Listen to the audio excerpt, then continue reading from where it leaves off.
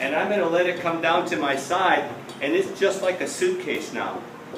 Everybody can carry the board this way. It's really easy to do. Really sort of a convenience thing.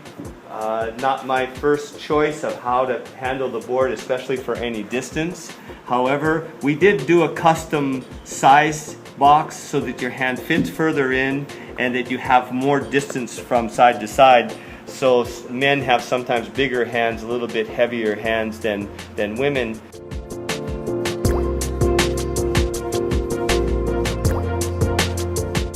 Got the two plugs on the outside, and those are the two that we're going to use. If you see this thing in the center, this is actually a one-way purge valve, and it really requires that you do nothing. Don't even bother with it. And what that is exactly is it's a Gore-Tex lined valve that's allowing gas, if your board was to, the extruded polystyrene core were to be heated up and give out a gas, that gas has a place to escape through this one-way purge valve. So just remember, you don't have to do anything. It's just there to protect the board from any kind of pressurization.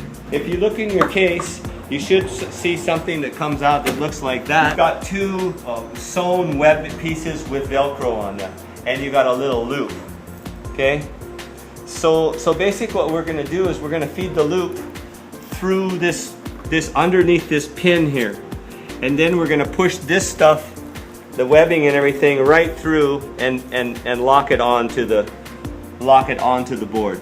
That thing is attached now, and we'll do the same thing back here. We're just going to feed the line underneath.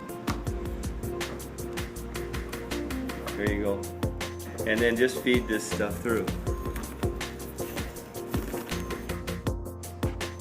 Let's put a paddle on it so that you know how they work.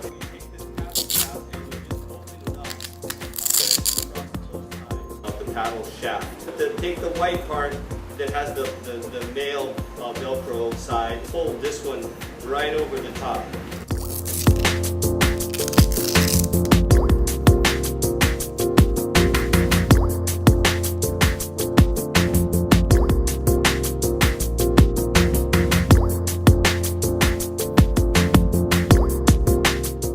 But if you have any distance or you are a smaller person, it really does help to be able to carry the board in this fashion. In Hawaii, we have trade winds. It's really helpful to be able to reach over with the other hand if you have to control the board. The beauty of this also is you have 2 points now that you're controlling the board from here and from the end, as opposed to just the center of the board, and then the wind takes it and it's like a windmill.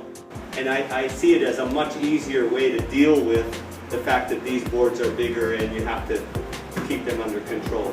Let's imagine that this rack is the shower. Most people will have to walk the board up and down, and they're constantly looking around to see where people are or obstacles are. And then you have to walk back because the shower has to catch the whole board, right? Well, now if we want to do the other side of the board, we have to figure out how do we turn around. It's where most of the damage happens to paddle boards. People will drop them in the shower, have a lot of damage that way. Because of the paddle, you can literally just reach over with both hands and flip the board over. Walk the board in front of the shower if you have to walk it, right? And then flip it back, put it down. I carry it with one hand, I reach over and turn the shower off. This paddle strap gives you a lot of control of the board. You know, I'm pushing it against my midsection, my waist, and I've got control of the board. I can put it back on the rack, and everything works out really well.